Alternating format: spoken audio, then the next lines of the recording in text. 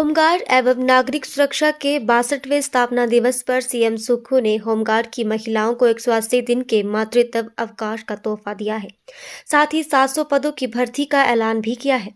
मुख्यमंत्री ने आज शिमला में आयोजित होमगार्ड के 62वें स्थापना दिवस के राज्य स्तरीय समारोह की अध्यक्षता करते हुए ये ऐलान किया और होमगार्ड के योगदान की सराहना की। मुख्यमंत्री ने इस दौरान होमगार्ड बटालियन की भव्य परेड और मार्च पास्ट की सलामी भी ली। मुख्यमंत्री ने इस मौके पर होमगार्ड के जवानों को उनके उत्कृष्ट सेवाओं के लिए बधाई दी और कहा कि राज्य में आपदा प्रबंधन, कानून व्यवस्था बनाए रखने और आपातकालीन परिस्थितियों में होमगार्ड का योगदान अत्यंत सराहनीय है। मुख्यमंत्री ने इस दौरान कहा कि आपदा प्रबंधन में आम लोगों की भागीदारी भी सरकार सुनिश्चित करना चाहती है। होमगार्ड ने 1000 पद भरने की मांग की है, जिसमें 700 पद भरने पर सीएम ने सहमति जताई है। समारोह के दौरान मुख्यमंत्री ने होमगार्ड वाहिनियों के प्रशिक्षण केंद्र शिमला, सिरमौर, मंडी जिला के विभिन्न नवनिर्मित भवनों का भी उद्घाटन किया। हिमाचल के किसान तो हमारा धन्यवाद भी कर रहे हैं, समर्थन करते हैं सर। अब हिमाचल में हमने तो एमएसपी देना शुरू कर दिया। मक्की पर हम 30 रुपये किलो समर्थन मूल्य दे रहे हैं। गोबर आधारित मक्की जो पैदा करेगा, प्राकृतिक तरीके से जो खेती पैदा करेगा, और गेहूं पर हम 40 रुपये किलो दे रहे हैं जो प्राकृतिक खेती से करेगा।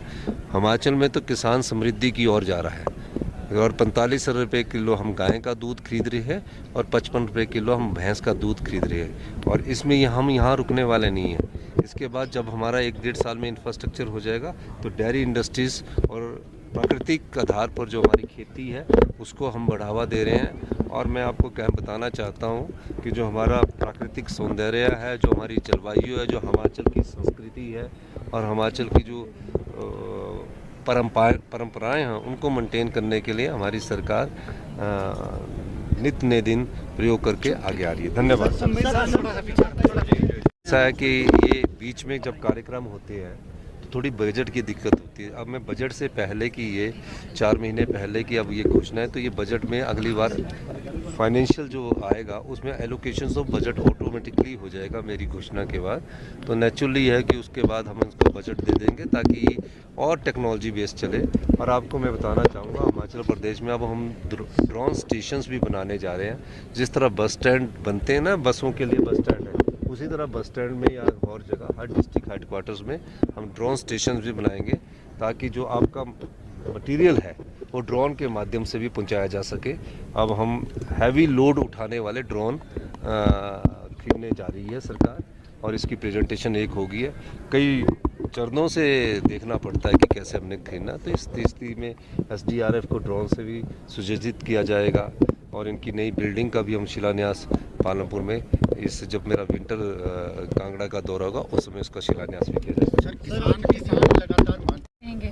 पहली बार ये राज्य स्तर पर बनाया जा रहा है और पिछले वर्ष भयंकर आपदा आई, 551 के करीब लोग हमें छोड़कर चले गए, 10,000 करोड़ से ज़्यादा का नुकसान हुआ, 23,000 घर आंशिक रूप से और पूर्णतः क्षतिग्रस्त हुए।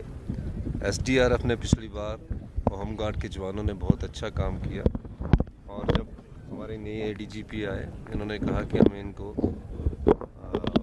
प्रोत्साहित करना चाहिए, तो इनका हमने ये आज राज्य स्तरीय राइजिंग डे रिच पर हमने मनाया। और आपने देखा किस प्रकार SDRF और होमगार्ड के जवान काम करते हैं।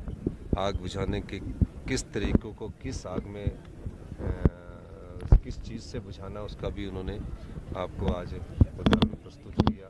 सिलेंडर कैसे बुझाना है, दूसरी गैस कैसे बुझानी है, फिर बाढ़ में फंसे हुए लोग जो है, लैंडस्लाइड्स में फंसे हुए लोग जो हैं, और कोई भी आपदा आती है प्रदेश पर, उसके लिए हमको तैयार रहना पड़ेगा क्योंकि देश, विश्व पूरा क्लाइमेट चेंज के दौर से गुजर रहा है। और आप आज हिमाचल का भी दिसंबर में भी हाल देख लीजिए कि ड्राई स्पेल चल रहा है। तो ये क्लाइमेट चेंज का असर है। जो भविष्य की चुनौती है उसके लिए हमने इस मॉक ड्रिल का भी प्रदर्शन किया और हमने कैसे आधुनिक तरीके से आगे हमने ये इस चुनौती का सामना करना है, उसके लिए आधुनिक टेक्नोलॉजी का भी हम फंड उपलब्ध करवाएंगे। सर, आपने